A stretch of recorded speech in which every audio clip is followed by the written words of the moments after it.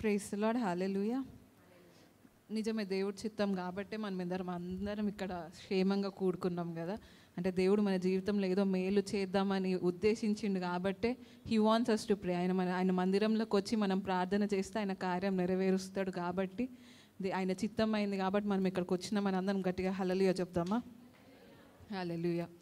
So దేవుడు ఈరోజు మాట్లాడదాం అనుకున్నప్పుడు, దేవుడు టాలరెన్స్ ఏంటి, దేవుడికి ఎంత క్షమాపణ ఉంది, ఎంత కృప ఉంది, ఎంతవరకు భరించగలుగుతాడు దేవుడు అన్నప్పుడు చాలా ఫేమస్ ఒక టెస్టిమనీ జరిగింది ఈ మధ్య అట్లాంటాలో. సో అట్లాంటాలో ఒక కోర్ట్ కేసు నడుస్తూ ఉందన్నమాట.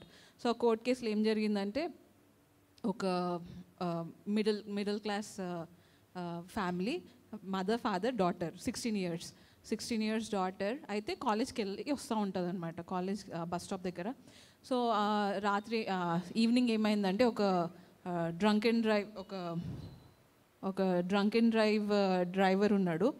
అయితే ఆయన ర్యాష్గా నడిపించేసరికి యాక్సిడెంట్లో ఈ అమ్మాయి 16 years అమ్మాయి చచ్చిపోయినప్పుడు కోర్ట్ కేసు పెట్టినప్పుడు, ఆబ్వియస్లీ యాక్సిడెంట్ అయింది కాబట్టి కోర్ట్ కేసు నడుస్తుంది కదా.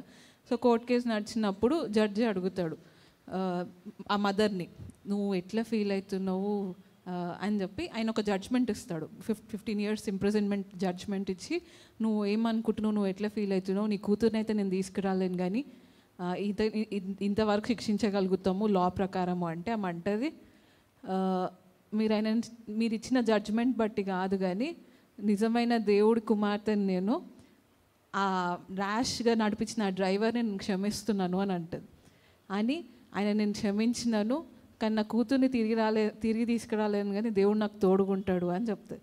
ఆ చెప్పిన వెంటనే అక్కడున్న జడ్జి, అక్కడున్న ఎవరైతే ర్యాష్గా డ్రైవ్ చేసిండో ఆ వ్యక్తి కూడా కన్నీళ్ళు గారుస్తాడనమాట. ఆ పొజిషన్లో ఎవరు ఉండొద్దు, కానీ ఆ పొజిషన్లో ఉండి క్షమించడం అంటే ఎంత గొప్ప మనసు కదా. అంటే దేవుడు ప్రేమ ఎరిగిన వ్యక్తి కదా ఆమె. సో దేవుడు కూడా మన బిడ్డలకి వేరే వాళ్ళ వల్ల హాని జరిగితే వాళ్ళని ఎప్పుడైనా క్షమించగలుగుతామా మనము? చిన్న దెబ్బ తగిలినా కూడా ఆ తల్లికి ఆ పెయిన్ తెలుస్తుంటుంది కదా, తల్లి అయినాక అది తెలుస్తుంది అనమాట. సో ఆ పెయిన్ మన బిడ్డలకు వేరే వాళ్ళ వల్ల ఏమైనా ఆపద ఉంది, లేకపోతే వీళ్ళ వల్ల చెడిపోతున్నారు, లేకపోతే వీళ్ళ వల్ల తప్పుదో పడుతున్నారు అన్నప్పుడు ఆ బిడ్డలను మనం ఎప్పుడు క్షమించలేం. దేవుడు కూడా అట్లాంటి సిచ్యువేషన్లోనే ఉన్నాడు.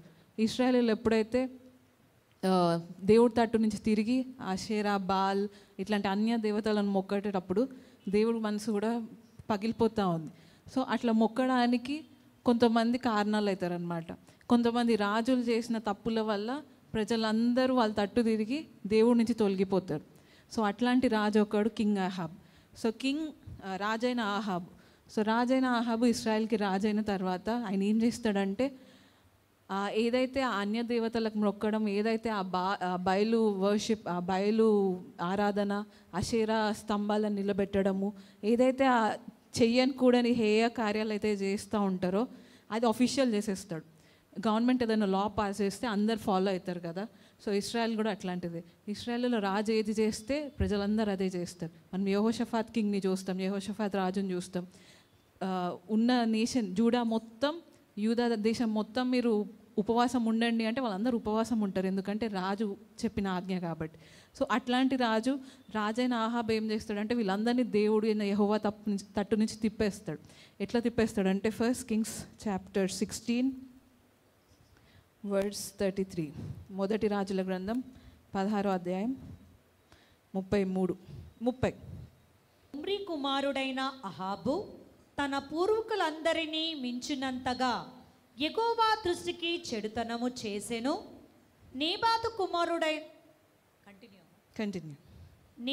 కుమారుడైన యెరోబాము జరిగించిన పాపక్రియలను అనుసరించి నడుచుకొనుట స్వల్ప సంగతి అనుకొని అతడు సీదోనీయులకు రాజైన ఎత్బాయుల కుమార్తె అయిన యెజబెలును వివాహము చేసుకొని బయలుదేవతను పూజించుచు వానికి మ్రొక్కించుచుండెను. యెజబెల్ తీసుకొచ్చిన దేవతలను ఆయన పూజించడం స్టార్ట్ చేసిండంట. అందుకే very important decision. Marriage is honourable among all. అన్నిట్లో ఘనమైన వివాహం అని అందుకే వాక్యం అంటుంది. మీ వివాహం బట్టే మీ నెక్స్ట్ జీవితం ఉంటుంది. లైఫ్లో 2 ఇంపార్టెంట్ డెసిషన్స్. ఒకటి సాల్వేషన్, ఇంకొకటి మ్యారేజ్. రక్షణ పొందుకోవడం ఎంత ఇంపార్టెంటో దాని నెక్స్ట్ స్టెప్ మ్యారేజ్ కదా. సో ఇక్కడ ఫస్ట్ ఆ రక్షణ ఎట్లాగో లేదు, మ్యారేజ్లో కూడా పడిపోయినాడు కింగ్ ఆహాబ్. ఆహాబ్ పడిపోయి ఎట్లాంటి స్త్రీని, అన్యురాల్ని పెళ్లి చేసుకున్నాడు. పెళ్లి చేసుకున్నాక ఆ వైఫ్ ఎంత డామినేట్ చేస్తుందంటే ఆమెకున్న ఆ ఆచారాలను అన్నీ ఈయనకు నేర్పిస్తుందంట. ఏదైతే అన్య దేవతలు తను పూజిస్తూ వస్తుందో తన ఉన్న ఆ ప్రదేశం నుంచి అవన్నీ తీసుకొచ్చి స్టాచ్యూస్, ఆ ఐడల్స్, ఆ బొమ్మల విగ్రహాలు అన్నీ తీసుకొచ్చి ఇస్రాయేలీలో పెట్టించిందంట. ఆయన కింగే, కానీ ఆయనను కంట్రోల్ చేసే క్వీన్గా ఈమె మారిందంట. మ్యారేజ్లో ఎప్పుడు కంట్రోల్ నడవదు కదా, వాక్యంలో ఉంటుంది బీ యోగ్ టుగెదర్ ఈక్వల్లీ, అంటే మీకు సరి సమానంగా మీరు నడవాలన్నమాట మీ పార్ట్నర్తోని. అంతేగాని నేను చేస్తానని చెప్పి మీరు ముందు వెళ్ళిపోతే అది యాక్సిడెంట్ అవుతుంది. సో అట్లాంటి రాజు అనమాట, వెరీ ప్యాసివ్. భార్య చెప్పిన ఏ మాట అయినా కూడా ఆలోచన లేకుండా పాటిస్తూ వచ్చిండంట. తను చేసింది కాకుండా, తను పడిపోయింది కాకుండా ఆ దేశం అంతా పడగొట్టేసిండంట ఆహాబ్. అక్కడ ఏదైతే బయలు విగ్రహారాధన ఉందో అది అఫీషియల్ చేసేసిండంట. అఫీషియల్ చేసి ఎవరైనా పూజించవచ్చు, యెహోవా ఒక్కడే దేవుడు కాదు, వీళ్ళు కూడా దేవతలే, వీళ్ళకు కూడా పూజించండి అని. బయలు గురించి మాట్లాడినప్పుడు ball is a God of success అంటారు, ఫర్టిలిటీ అంటారు.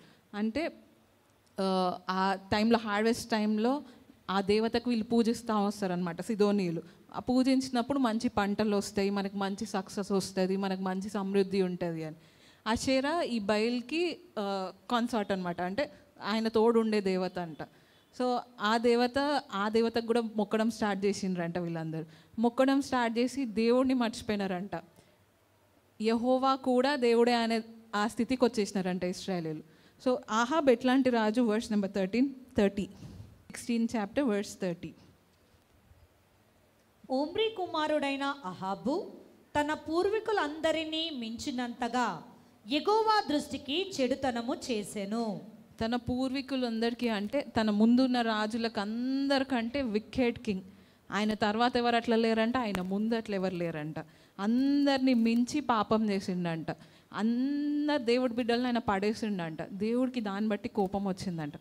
ఆహాబ్ మీద ఎంత కోపం వచ్చిందంటే ఆయన ప్రజలందరినీ పడేసి ఆయన తట్టు నుంచి ఆయన బిడ్డలను ముట్టుకుంటున్నాడు కదా ఆయన. ఆ కోపం ఆయన మీద, దేవుడు ఉగ్రత ఆయన మీద వచ్చిందంట. వచ్చిన తర్వాత మనం కొంచెం ముందు చూసుకుంటే జెజబెల్ చాలా ఇన్ఫ్లుయెన్స్ చేస్తుంది కదా ఆహాబ్ని. జెజబెల్ ఇన్ఫ్లుయెన్స్ చేసి ఒక సంఘటన ఏంటంటే నాబోత్ ద్రాక్ష తోట మీద ఆశ పెడతాడు ఆహాబ్. ఆశ పడ్డప్పుడు ఆయన ఇయ్యమంటే అది ఆయన ఒక్కటే, నాకు ఇది ఒక్కటే స్థలం ఉంది నేను ఇయ్యలేను అన్నప్పుడు ఆయనకున్న ఆస్తి అంతా మర్చిపోయి సెల్ఫిష్ అయిపోయి నాకు ఆ తోట కావాలి అని జెజబెల్కి చెప్పినప్పుడు, వెరీ ఇన్ఫ్లుయెన్షియల్ లేడీ, ఆమె ఆ నాబోత్ని చంపించేసి ఆ తోటను అప్పగిస్తుంది.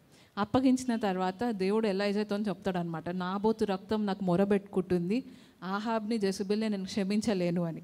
చాప్టర్ 21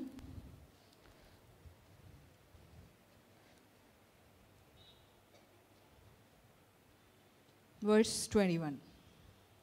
అందుకు యెహోవా ఇలాగు సెలవిచ్చాను, నేను నీ మీదికి అపాయమును రప్పించెదను, నీ సంతతి వారిని నాశనము చేసేదను, అల్పులేమి గనులేమి ఇజ్రాయేలు వారిలో అహాబు పక్షమున ఎవరునూ లేకుండా పురుషులందరినీ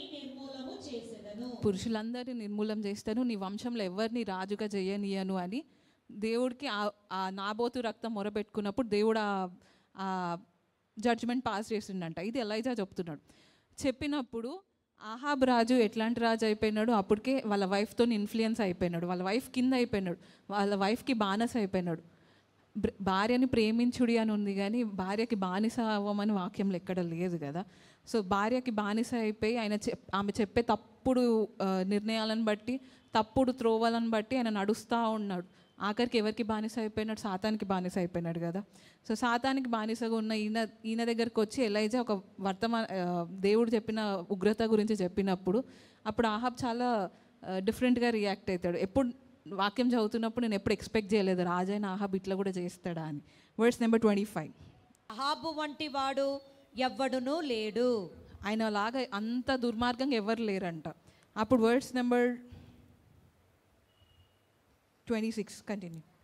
ఇజ్రాయేలు ఎదుట నిలవకుండా యెహోవా వెళ్ళగొట్టిన అమోరీయుల ఆచార రీతిగా విగ్రహములను పెట్టుకొని అతడు బహు హేయముగా ప్రవర్తించెను.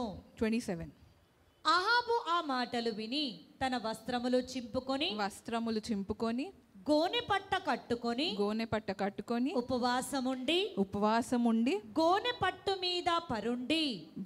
మీద పరుండి వ్యాకుల పడుచుండగా అంట. వర్డ్స్ నెంబర్ 27 అబ్జర్వ్ చేయండి. ఇంత వికెడ్ కింగ్, ఇంత దుష్టుడు, దుర్మార్గుడు, ఏమి కామన్ సెన్స్ లేకుండా వైఫ్ చెప్పినట్టు నడుస్తున్న ఒక రాజు ఆయన దగ్గరకు వచ్చి ఎలైజా చాలాసార్లు ఆయనను హెచ్చరించిండు. అయినప్పటికీ ఈసారి దేవుడి మాట చెప్పంగానే, దేవుడి ఉగ్రత ఇట్లా ఉంది అని చెప్పంగానే ఆయన మనసు మారిపోయిందంట. ఆయన ఏం చేస్తున్నాడు? Words number 27 again. అహాబు ఆ మాటలు విని తన వస్త్రములు చింపుకొని గోనె పట్ట కట్టుకొని ఉపవాసముండి. చాలు. ఫస్ట్ ఏం చేస్తున్నాడు? వింటున్నాడు. వినుట వల్ల విశ్వాసం కలుగును. ఏ మాట? న్యూసా? మ్యాగజైన్ న్యూసా? టెలిటాక్సా? ఎట్లాంటి న్యూస్? ఎట్లాంటి మాటలు? దేవుని మాట వినుట వలన ఆయనకి విశ్వాసం వచ్చింది. దేవుని మాట విన్నాడు కాబట్టి ఆయన అలర్ట్ అయిపోయాడు. నిజంగా యెహోవా చెప్పిన మాట నెరవేరుస్తాడు, నిజంగా నాకు మరణం తప్పిస్తాడు అన్న మాటను బట్టి ఆయన భయపడ్డాడు. నెక్స్ట్, ఫస్ట్ మాట విన్నాడు. అండ్ దెన్ సెకండ్ థింగ్, వస్త్రములు చింపుకొని. ఆయన ఖరీదైన వస్త్రాలు, ఆయన రాజు కదా. రాజు అంటే ఎట్లుంటాడు మనం ఇప్పుడు అర్థం చేసుకోలేకపోవచ్చు, కానీ ఆ టైంలో రాజు అంటే ఆ వస్త్రాలు కూడా పట్టు వస్త్రాలు ఉంటాయి. అంత కాస్ట్లీ వస్త్రాలు చింపుకున్నాడంట. అంటే చింపుకోవడం అంటే ఏదో ఎక్స్టర్నల్గా కాదు, కానీ ఆయన హృదయం చింపుకున్నాడు అని అర్థం కదా. దేవుడు మనకు కూడా ఈరోజు టైం ఇస్తూ ఉన్నాడు. ఈ 3 days ఫాస్టింగ్ ప్రేరేపణ, దైవజనులకు వచ్చిన ప్రేరేపణ బట్టి పెట్టిండ్రు, కానీ మన కోసం కదా పెట్టింది. దేవుడు ఇదే ఎక్స్పెక్ట్ చేస్తున్నాడు మన దగ్గర. ఆయన మాట విని ఆయన ముందు మన హృదయాలను చింపుకోవాలంట, మనం చేసిన తప్పులను ఒప్పుకోవాలంట. నెక్స్ట్ థింగ్, గోనె పట్ట కట్టుకోవడం అంటే ఆ టైంలో యూదా రాజులను, ఆ టైంలో బాధకి సూచన అనమాట. బాధ, విచారం, లేకపోతే తగ్గించుకొని ఆయన వస్త్రాలను తీసేసి ఆ గోనె పట్ట కట్టుకొని కూర్చున్నాడు అనంట. అండ్ నెక్స్ట్ థింగ్, ఆయన ఉపవాసం ఉన్నాడు. ఇంపార్టెంట్ థింగ్ కదా ఉపవాసం. చాలాసార్లు అనుకుంటాడు అందరం ఉపవాసం అవసరం లేదు. Fasting is not optional. అదేదో మనకి చెయ్యకపోయినా పర్లేదు, క్రైస్తవులు చెయ్యకపోయినా పర్లేదు, దేవుడు మనం ఎట్లా ప్రేయర్ చేసినా వినేస్తాడు అన్నట్టు అనుకుంటాం. కానీ ఉపవాసంలో ఉన్న శక్తి చేసిన వాళ్ళకి తెలుస్తుంది కదా. ఉపవాసం ఉండి దేవుడికి మొరబెట్టినప్పుడు దేవుడు గొప్ప కార్యాలు జరిగిస్తా అని వాక్యంలో ప్రతిసారి ఉంది. ఆయన పేరు పెట్టబడిన ప్రజలు ఆయన తట్టు తిరిగి ఉపవాసం ఉండి ఆయనకు ప్రార్థన చేస్తే ఆయన కేవలం మనన్నే కాదు దీవించేది, మన చుట్టూ ఉన్న మనుషులని, మన చుట్టూ ఉన్న స్థలాన్ని, మన దేశాన్ని కూడా దీవిస్తా అంటున్నాడు దేవుడు. 4 things. ఫస్ట్, మాట విన్నాడు, దేవుని మాట విన్నాడు. సెకండ్ థింగ్, వస్త్రాలు చింపుకున్నాడు, అంటే హృదయాన్ని చింపుకున్నాడు. థర్డ్ థింగ్, గోనె పట్ట కట్టుకున్నాడు, అంటే తగ్గించుకున్నాడు, తనని దాన్ని తగ్గించుకున్నాడు. ఫోర్త్ థింగ్, ఉపవాసం ఉన్నాడు. ఈ 4 ఆర్డర్లు చేసినప్పుడు దేవుడు కదిలిపోతాడు. అండ్ నెక్స్ట్, దేవుడి రెస్పాన్స్ చూడండి. అంత చెడ్డ రాజు తన బిడ్డలందరినీ తన దగ్గర నుంచి దూరం చేస్తున్నాడు, తన బిడ్డలందరినీ నాశనం చేస్తున్నాడు. మన బిడ్డల్ని ఎవరైనా నాశనం చేసే వాళ్ళని మాట్లాడడం కదా. అట్లాంటి ఆహాబ్ గురించి దేవుడు ఏమంటున్నాడు? Words number 29.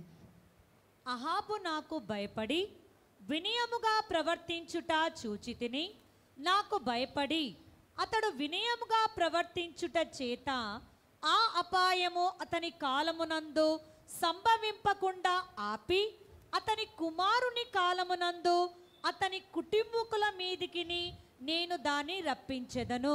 దేవుడు అంటున్నాడు ఎలైజాతోని, ఆహాబు ఏ విధంగా తగ్గించుకున్నాడో చూసినావా, ఏ విధంగా వినయంగా ఉన్నాడో చూసినావా నా పట్ల.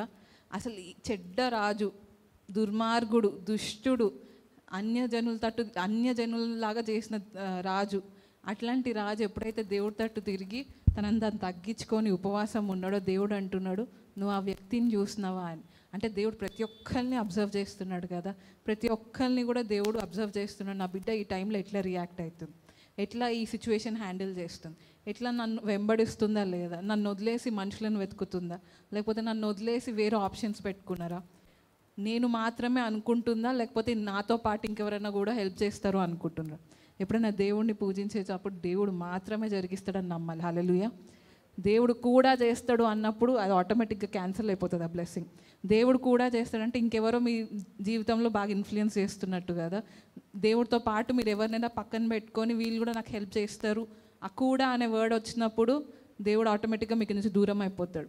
దేవా నువ్వు మాత్రమే చేయగలవు, ఈ కార్యం నువ్వు తప్ప ఎవరు చేయలేరు, నువ్వు తప్ప ఎవరు లేరు. Who is like you lord, నీలాగే ఎవ్వరు లేరు, నీ వంటి వారు ఎవ్వరు లేరు అన్నప్పుడు God will feel that honour. దేవుడికి ఆ మహిమ మీరు ఇచ్చినప్పుడు దేవుడు ఆ కార్యం జరిగిస్తాడు కదా. ఆయన కృపగల దేవుడు, ఆయన కనికరం గల దేవుడు కదా. ఆయన కనికరం ఎంత గొప్పది, అంత చెడ్డ రాజు ఆహాబు రిపెంట్ అయినప్పుడు, దేవుడు తట్టు తిరిగినప్పుడు, పశ్చాత్తాప పడినప్పుడు, నువ్వు కాదు, నువ్వు చాలామందిని తప్పు త్రోవలను నడిపించినావు, నువ్వు నా బిడ్డల నుంచి నన్ను దూరం చేసినావు, లేకపోతే నా స్వాస్థ్యం అనుకున్న ఇశ్రాయేల్ని నువ్వు పాడు చేస్తున్నావు అని దేవుడు ఆయన నెట్టేయలేదు. దేవుడు అంటున్నాడు, నా ముందు ఆయన చేసిన ఈ కార్యం నాకు మంచిగా అనిపించింది కాబట్టి ఆయన మీద రావాల్సిన ఆ ఉగ్రతనే నేను ఆపేస్తాను అని దేవుడు అంటున్నాడు. ఈరోజు దేవుడు అంటున్నాడు, మీరు ఈ 4 things చేయండి. దేవుడి మాట వినండి, దేవుడి దగ్గర మీ హృదయాన్ని గుమ్మరించుకోండి, దేవుడి దగ్గర మీ హృదయాన్ని చింపుకోండి, దేవుడి దగ్గర మీరు తగ్గించుకోండి, దేవుడి దగ్గర మీరు తగ్గించుకొని ఉపవాసం ఉండండి. ఉపవాసం ఉన్నప్పుడు దేవుడు ఎంత గొప్ప కార్యమైనా చేస్తాడు. హల్లెలూయా. దేవుడు కనికరం గల దేవుడు కదా. అందరం ఒకసారి ఎక్సడస్ చాప్టర్ 34 verse 6 and 7 దేవుడి గురించి మనం తెలుసుకోవాలని ట్రై చేసినప్పుడు ఈ వర్డ్స్ చాలాసార్లు కనిపిస్తూ ఉంటుంది. ఆయన ఎట్లాంటి దేవుడు, ఆయన క్యారెక్టరిస్టిక్స్ ఏంటి, ఆయన ఏమున్నాయి ఆయన దగ్గర అని. వర్డ్స్ నెంబర్ 6 6వ వచనం అందరం కలిసి గట్టిగా చదువుకుందాం.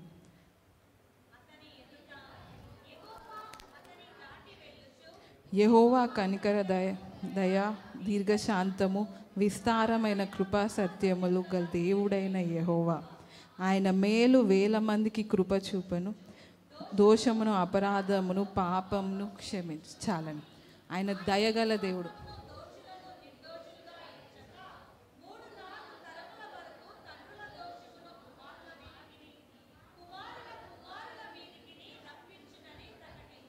ఆయన ఎట్లాంటి దేవుడు అంట, కరుణ దయగల దేవుడు అంట.